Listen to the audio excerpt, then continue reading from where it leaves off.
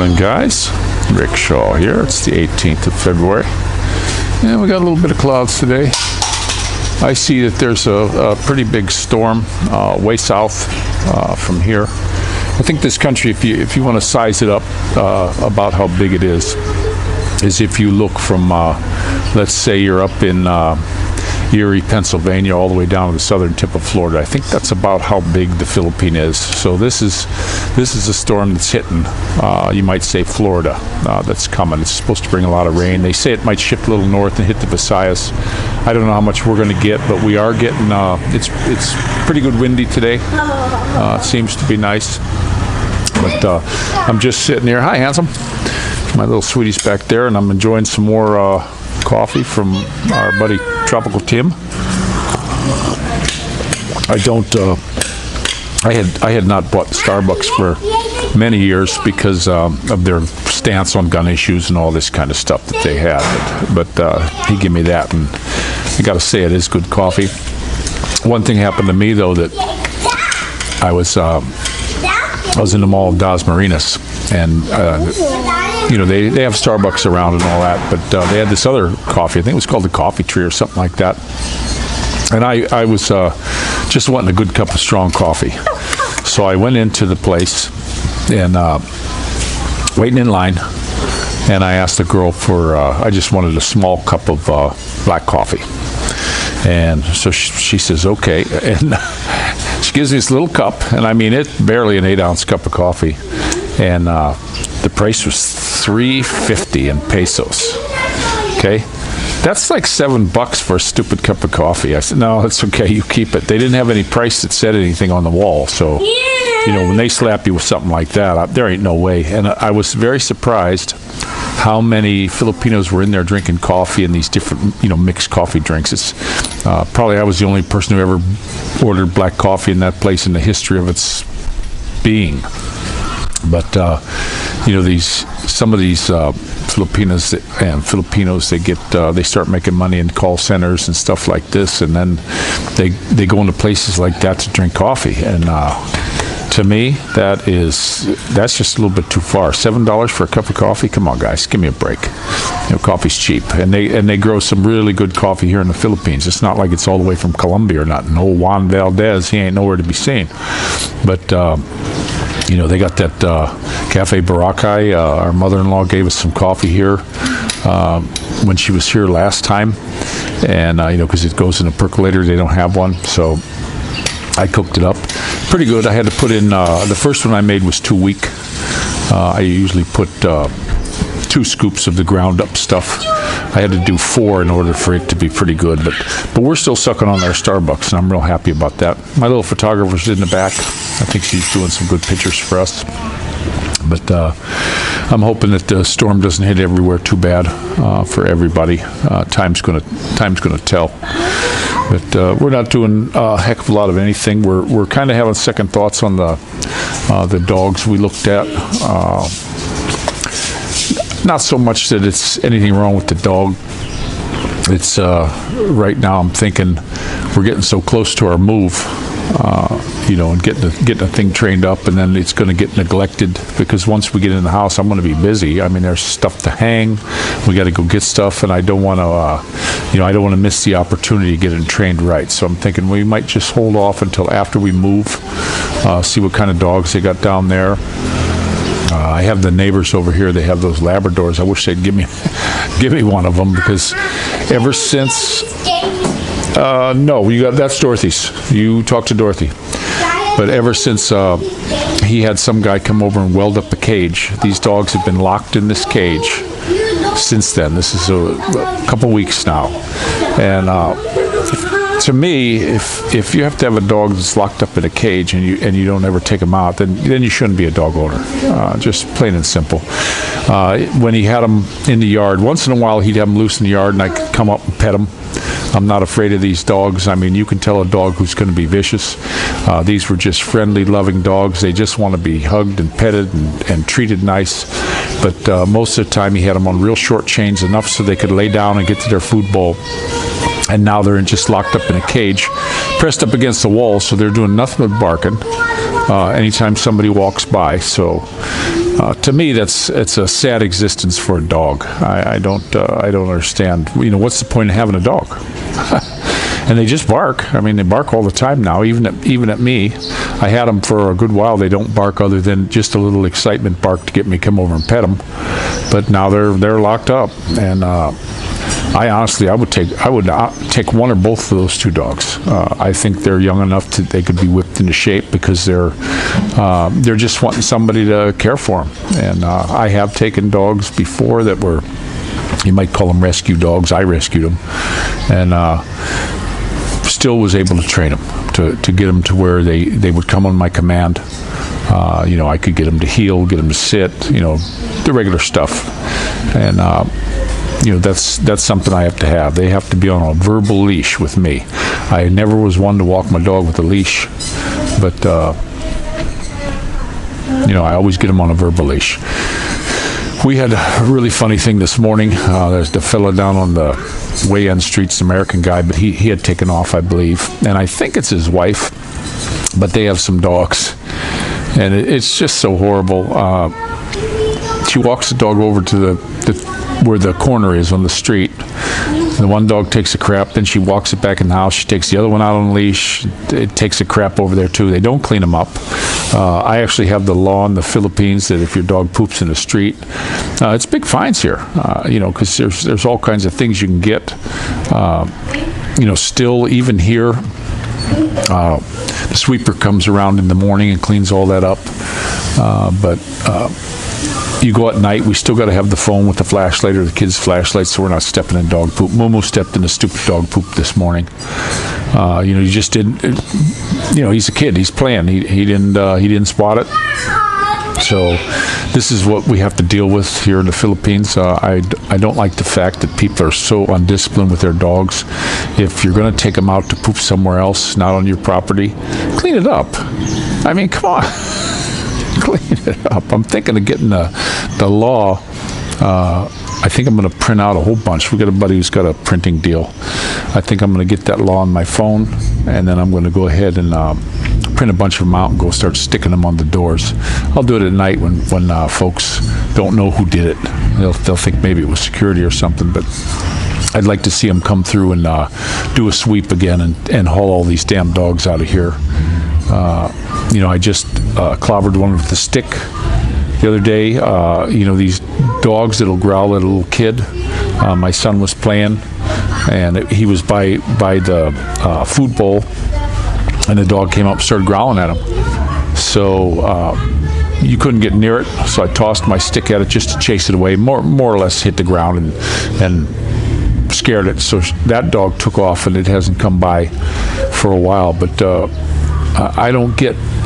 There's another thing. What's the point of having a dog if you're just going to leave it out and run around all the time, and then put a food bowl down maybe every now and again? But they're tearing the garbage up. I actually go out and I'll clean up people's garbage for them. I don't need the garbage all over.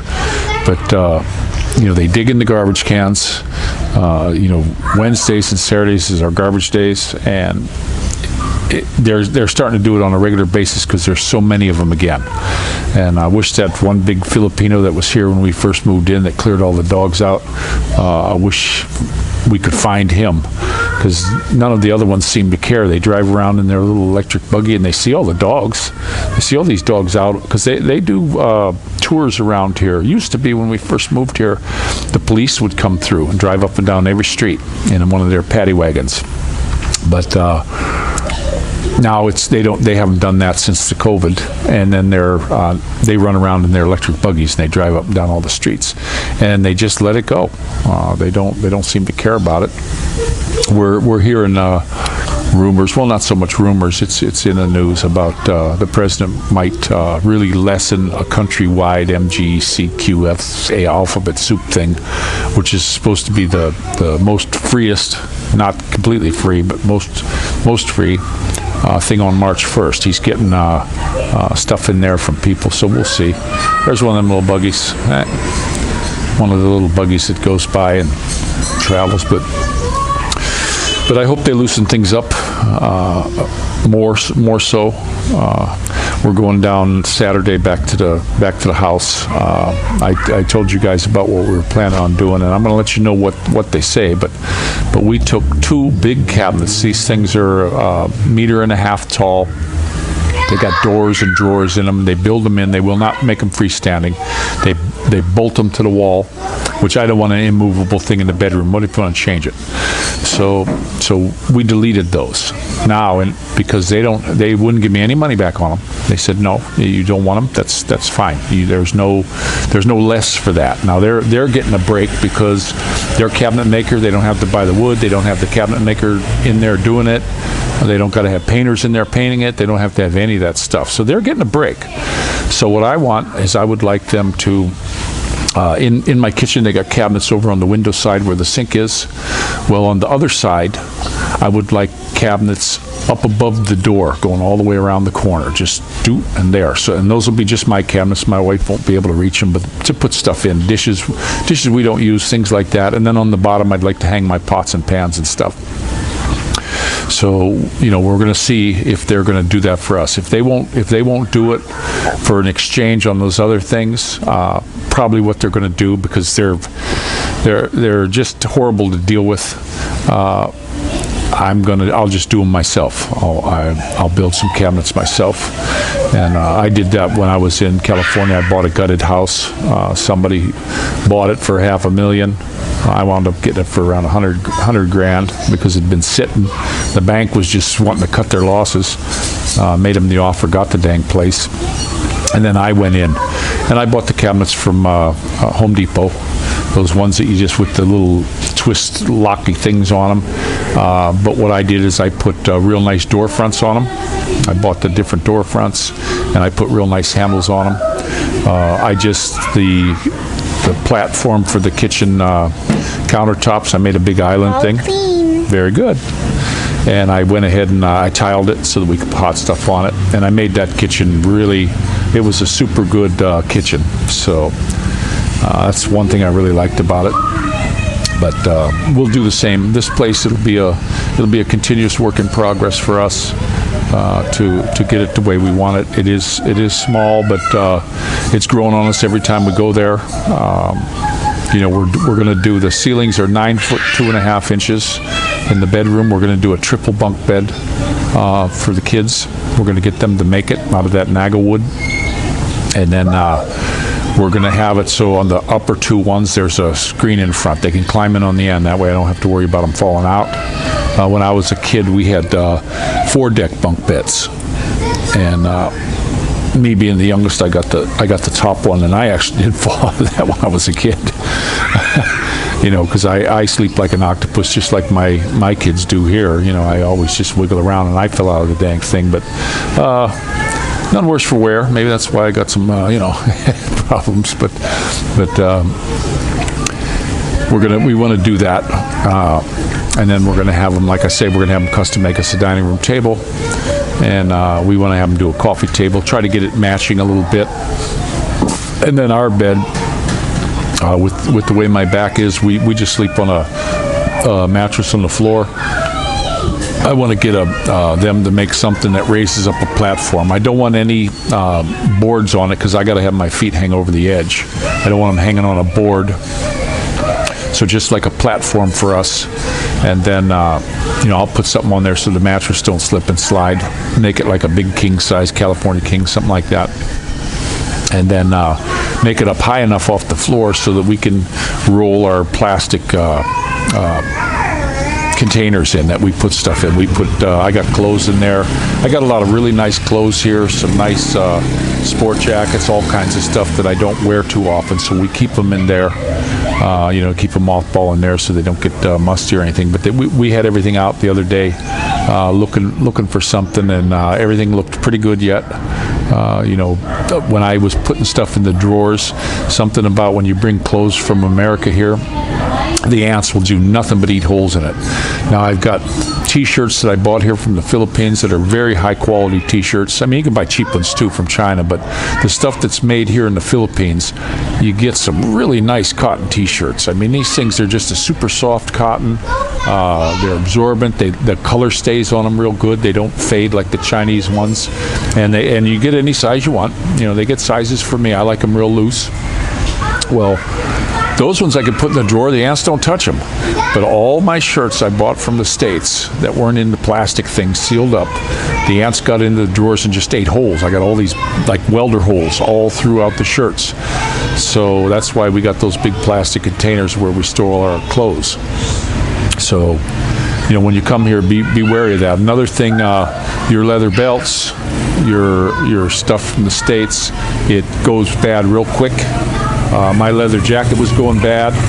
I cleaned it a few times, couldn't do it, and then my friend said, oh, hang it out in the rain, because it had this white, almost like a mold on it, but it was more in the material than out on the surface of it. And he said, just hang it in the rain. Well, what I got to lose? It's going to be ruined. And it's been treated with snow seal. Hey, handsome.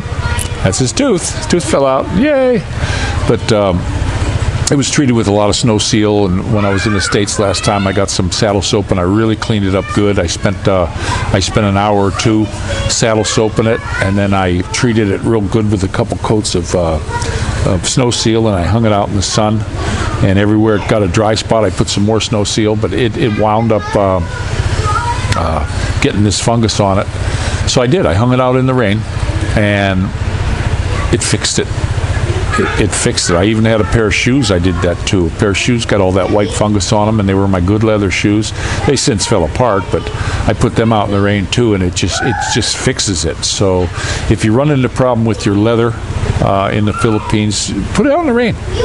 Put it out in the rain, then make sure it dries real good the next day, and it washes all that stuff right off. Now, what I did on mine, when I just hung it up like normal on a coat hanger, and underneath like the armpits it still has some white stuff, so I have to wait for another rain, and I'll turn it over and let it rain on it so that it gets that off, or maybe just lay it down on something and let it rain on it. But that's my good Vance and leather jacket. I've had that dang thing for, my goodness, 30 years already. Still fits me, and it's one of these real nice ones. It's sealed on the wrist, and when you're moving on this thing, if you leave it unzipped a little bit, it fills up with air. It just fills full up with air, so you keep real cool. It's like an air conditioner. You never get hot unless you stop at a red light in it, and then that air space goes away, and you can just feel the heat. So you got to time your red lights. You know, I used to be really good at timing my red lights so that I wouldn't have to stop on that. But it is a great jacket, Vance, and if anybody wants a leather motorcycle jacket, they're some of the finest leather motorcycle jackets I've ever seen. And even before I put all the snow seal on it, it was super heavy. When you pick it up, it's a real heavy jacket. Good for one fall, you know what I mean? But I want to get the rest of that white stuff off it. Plan to do some riding when we get out. When we get to the new house, it's going to be short trips up and down to the store for my wife and I, because I don't want to just keep banging this car all around. I want to get go and shop. I got to get some lights. I want to get some nice lights in the place. That'll be the first thing I do, getting the lighting in, and we're just going to keep on working on it. We'll pick out the stuff we want. If I have to run back in the car and get it, or if we can carry it, my wife, she'll carry a lot of stuff, or she can ride home in a tricycle when we run up to there, and that way we can get the stuff home we need. Because I'm thinking I want to put a T5 4-bulb fixture in the kitchen. I'm somebody who needs a lot of light. I don't like it dark. My wife will go in the kitchen and cook in the dark, and she's fine with that. I'm not. I want a lot of light. So I actually had the light in here for a while. I disconnected the switch and just tied it together with a wire nut, because she kept turning it off all the time. But I've since put the switch back on for her. But I like to have light on. I do not like being in the dark. I'm like the dude on Green Mile. I just don't like the dark, boss. But just sipping my coffee this morning. My sweetie's getting the clothes up. We just did a load this morning, and we got the kids got a tablet, and there's already a problem with it, so we might go up to the tablet dude and see if he can look at it, see what's wrong with it.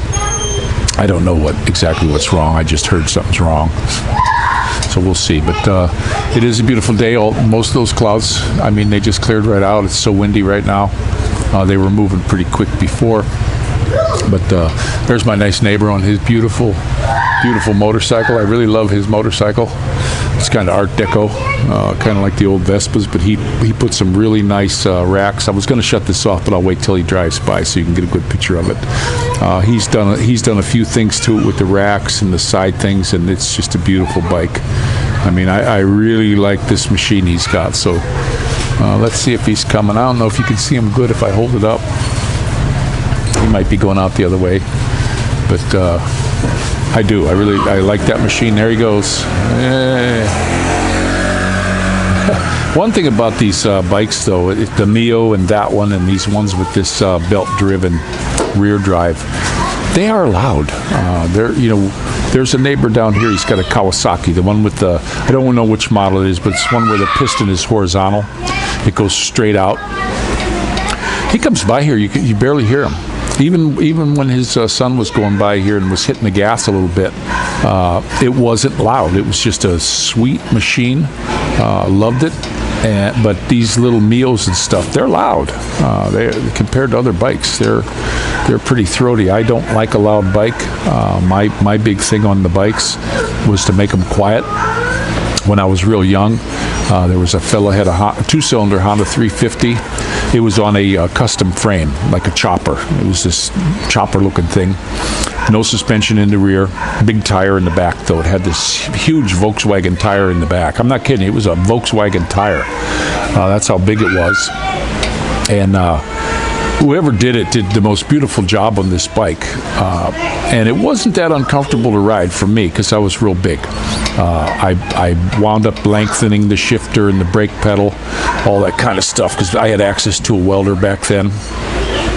And then I raised it up too on the suspension. I raised the front suspension up a little bit, and I just swapped out with a guy. It was like raked really low. Even though it was a chopper, it was like a cafe chopper, real low to the ground. So if you turned, it would scrape, and I didn't want to scrape it. Well, I raised the front end up, I think 8 inches, so that got her up in the air, and it got me in a better comfortable position, even with the no suspension in the back. I used to run the back tire at like 10 to 14 pounds, and it would eat up all the potholes and ruts that I used to have to drive through. So it was a pretty cool bike. But when I got it, it had just open pipes, wide open. So I went down to the auto parts store, and I bought a couple of mufflers. They had them buy one get one for like $9. So I put them on there and clamped them down real good. Still a little bit too loud, so I wound up doing another set of the exact same ones pushed on the back of that, and that muffled her down really good. And then what I did was I welded inside the muffler. The first one I grabbed, you could see straight through. Well, the other one had like a baffle plate in it. So what I did was on that baffle plate, I got in there with I had to use my longest welding rods. And I went in and found a big washer that fit in there. And I actually put it in with glue first. I think I used like liquid nails. And I set it in there first. And then after it was in there, I got my longest. I could only weld for about 2 or 3 seconds before it was too short to reach, and I didn't want to cut the end off. And I welded that, and that thing was just very quiet after that. Got the carbs all adjusted up for it, and I had that bike for quite a while. It had a graveyard scene with the Grim Reaper on the tank. It had this beautiful stretch tank. I got it for $300, and that was one of the bikes I probably should have kept because it was very unique. Everybody, when I was somewhere, everybody knew it was me on it. It was a little 350 Honda 2-cylinder. And then after that, I had another 350 that was a 4-cylinder, and then I got a 400 that was a 4-cylinder Honda. And those two were basically bone stock, and they were quiet as can be. I love a quiet bike. I had a Honda 750 for a while with the 4-into-1 exhaust with a really good muffler. That thing was nicknamed the Singer Sewing Machine because it was about as loud as a Singer Sewing Machine, and that was a great bike. I love the motorcycles. I can't wait to get another one. I was thinking of that CRF 150L, but then when I got down and looked at the Yamaha, it's a 155 dirt bike, same like the CRF. Even though it's more money, I just don't care. And it's got the radiator. Kind of was looking for simplicity, but the suspension on it was so far above the Honda. Now, you can't take them for a test drive, and you can't hear them run. But I want to try to find somebody who I already heard the Honda run. It's quiet. It's not a real loud bike. I'd like to hear the Yamaha. I know Yamahas, they have a tendency to make their bikes a little bit louder. But even if I had to, I would swap out the exhaust for something quieter. I mean, you still can find them, and if not, we could weld something inside. I'm still thinking of buying a welder. Welders aren't that expensive here. I can get a real nice one for around 15,000 peso. So I'm thinking of just doing that. I might build my own awning in the back for where the washing machine goes. But we're gonna see how it rolls. Because it is so cheap to get somebody to make them. We had the fence here and the gate done with the guy for like 18,000, and he did a real nice job, and it was no headache for us. It's still looking good. It needs another coat of paint, but we'll let the next people worry about that. But I'll go ahead and let you go. I don't want this getting too dang long, but it is just a fabulous day. Look at this. It's just, the clouds just really cleared out. I don't know if you can see those trees with the wind is blowing. It's out in the sun. It's real hot. I'm going to catch some sun today, but the breeze is something that's just cooling right off. The kids and I took a huge walk this morning. We went up and down a bunch of streets, and of course, Momo stepped in a dog pie, but that happens. That's why I don't let them go out barefoot. I don't want them picking up hookworm or something like that from stepping in a damn dog pie. I don't like the fact that they do that, but that's just one of my pet peeves, I guess. But you all take care. Don't forget to pray for each other. And if any of you liberal folks have voted for Biden, if you would like to put a comment in there about something that you feel he did good for the country, let me know. I'd like to hear your thoughts on that. And also, I'd like to hear what Trump did. I hear a lot of people bashing the Don. I'd like to hear what he did that was so bad for you.